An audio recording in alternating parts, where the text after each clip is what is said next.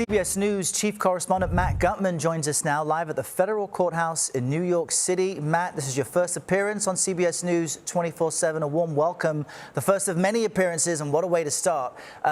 We just got a glimpse of Maduro on his way to where you are. It may be the only time we see him. What can we all expect from today?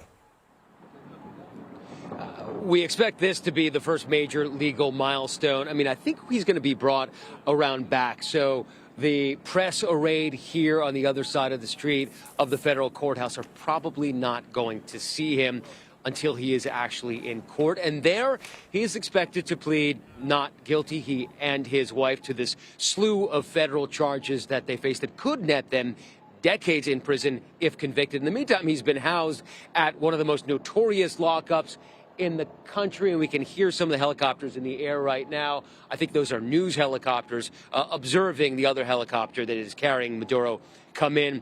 But he is being held in the meantime in one of the most notorious lockups in the country, along with other high-profile inmates like Luigi Mangione. And we are seeing footage, Matt, of Maduro and his wife in an armored vehicle en route to the courthouse. So they've left the helicopter by now. Help our viewers understand what Venezuela is like. You have reported there extensively. You were detained by intelligence officials for several days in 2016. Help us understand how that experience explains how leaders in Venezuela operate. You know, it's a very interesting question because it is a kleptocracy. And the reason, Errol, that we traveled there in 2016, along with a producer who I'm working with for the first time since then, Carlos Beltran, which is crazy. We had worked in Venezuela. We were captured together, and then we met each other for the first time 9 years and 2 months later, just yesterday, working on this story.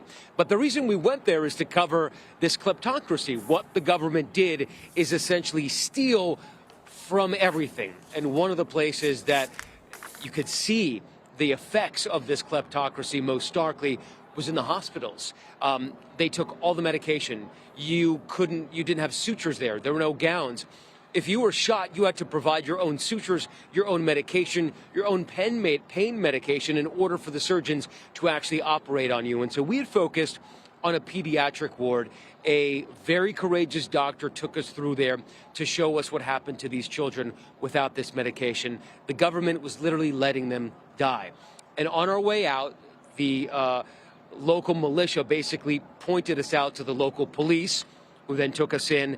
And then we were taken in by the national police and then by the secret police, who eventually accused me of being a spy because in Venezuela, people are not allowed to report on the depravities in their own local hospitals because the government controls that.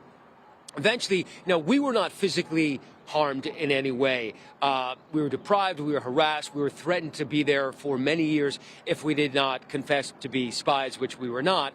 So that never happened. But we saw, literally right where we were sitting, there were people being held in conditions that were absolutely abysmal. The government has tortured many thousands of people, illegally detained many thousands for many years, and of course, killed people.